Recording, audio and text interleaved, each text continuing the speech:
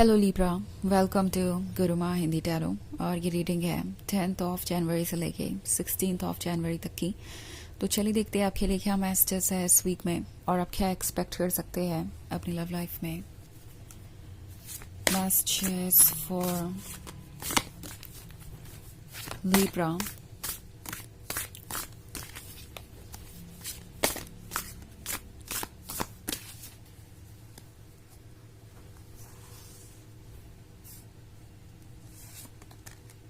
Nine of Water, Ace of Earth, Five of Earth, Six of Water, and the Hermit. Okay. तो Five of Earth का card है। Five of Earth आपसे कह रहा है कि ये वक्त है अपने इंस्टिंक्ट को फॉलो करने का। ओके अपने मन की आवाज़ को सुनने का एंड वो कहने का जो शायद आप अभी तक कहने से हेजिटेट कर रहे थे। प्रोबेबली आप एक ऐसे पर्सन के साथ रिलेशनशिप में हैं जो कि आपको काफ़ी कंफ्यूज कर रहा है अपने बिहेवियर से। आपके दिमाग में कई सारे डाउट्स हैं, मन में कई सारे क्वेश्चंस हैं, मगर आप उन्हें नहीं पूछ रहे क्योंकि आपको लगता है ऐसा करने से या तो आप उन्हें हर्ट कर देंगे या वो आपको छोड़कर कहीं चले जाएंगे और फिर आपको गिल्ट महसूस होगा, आप अकेले हो जाएंगे। एंड प्रोबेबली ये भी वजह है कि आप बहुत समय से खुद को एक्सप्रेस नहीं कर रहे हैं।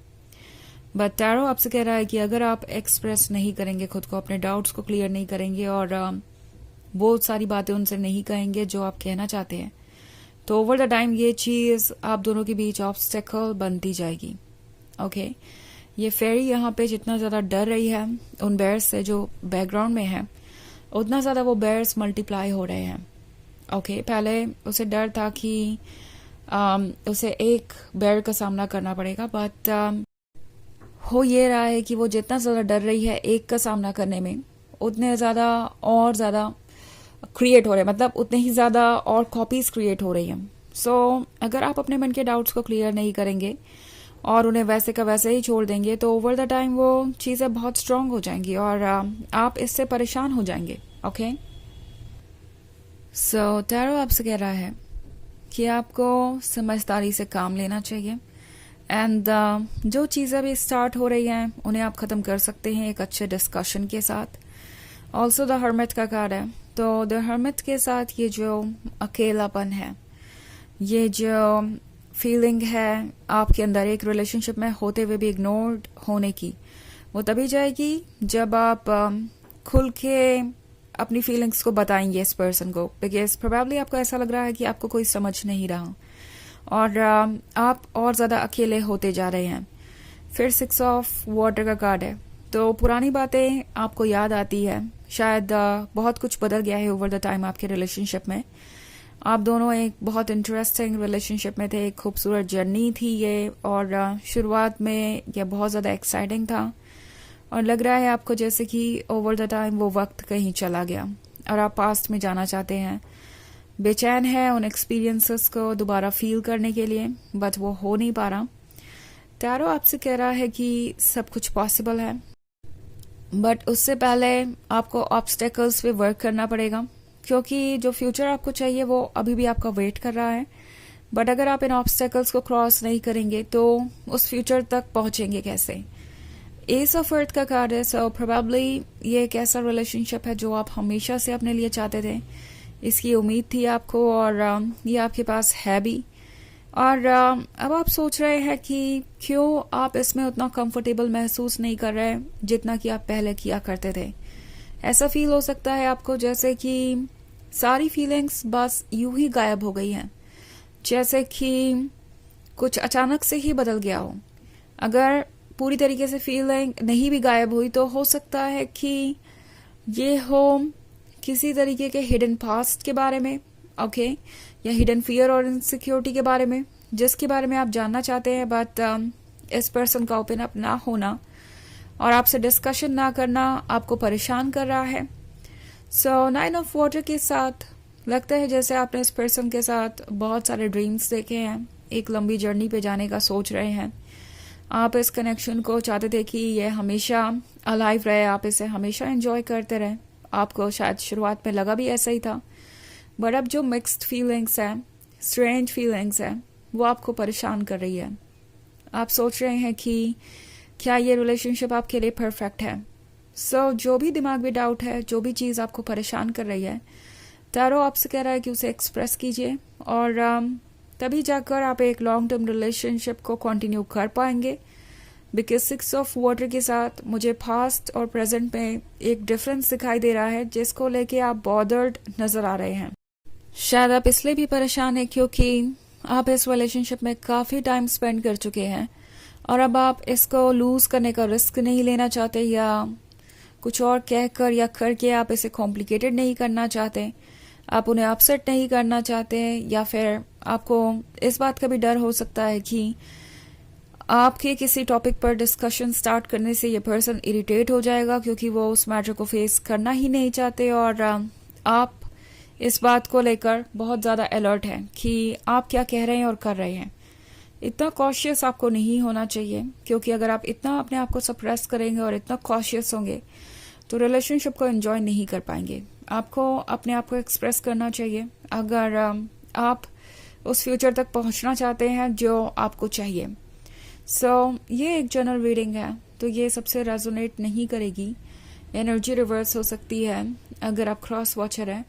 इसके अलावा अगर आप पिछले वीक की रीडिंग देखना चाहें या ईयरली रीडिंग देखना चाहें 2025 की, तो उसका लिंक भी आपको डिस्क्रिप्शन बॉक्स में मिल जाएगा हमेशा की तरह। तो चलिए आगे बढ़ते हैं और देखते हैं और क्या मैसेजेस है आपके लिए।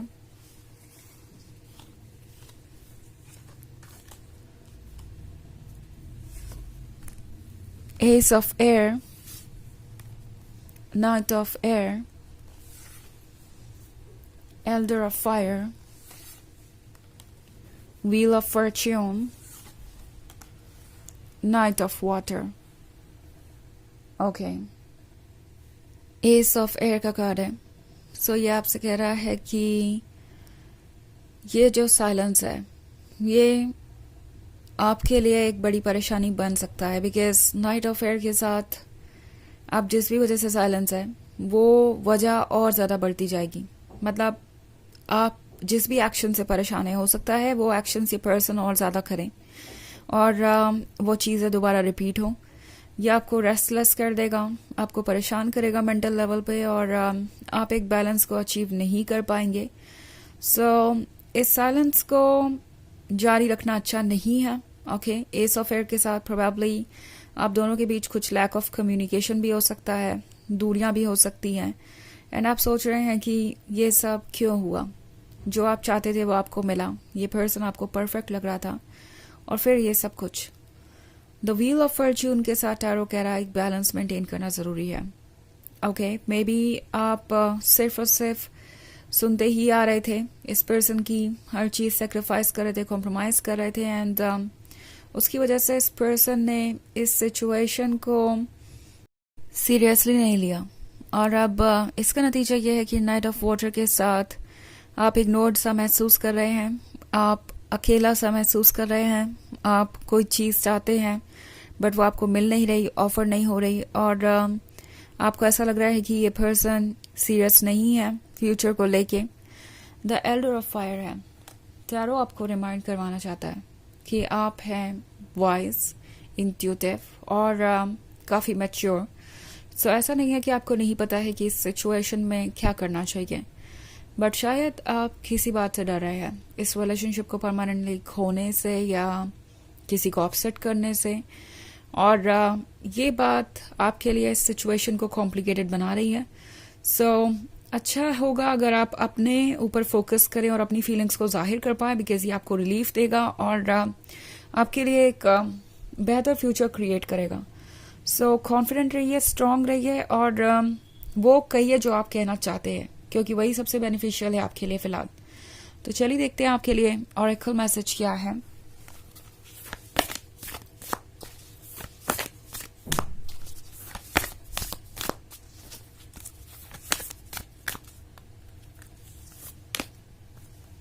Take a break. A life's work, not a session. Get off the treadmill. तो ये कार्ड कह रहा है कि आप लगातार एफर्ट कर रहे हैं, आपकी जिंदगी में अभी बहुत कुछ बाकी है इंटरेस्टिंग। इतना ज़्यादा एफर्ट अभी मत कीजिए जो आपको टायर कर दे। इतने टायर्ड हैं आपकी, आप समझ ही नहीं पा रहे हैं कि क्या सही और क्या नहीं। सो इस पॉइंट पे रिलैक्स कीजिए, ये समझिए कि एक रिलेशनशिप अकेला आपका काम नहीं है, उनका भी है, और ये सारी ज़िंदगी का सफ़र है। तो आराम से ब्रेक लेके चलिए, तभी जाके आप इस जर्नी को सक्सेसफुली कंप्लीट कर पाएंगे। तो ये है रीडिंग इस वीक की। आई होप आपको अच्छी लगी होगी। Thanks for watching. Till next video, bye.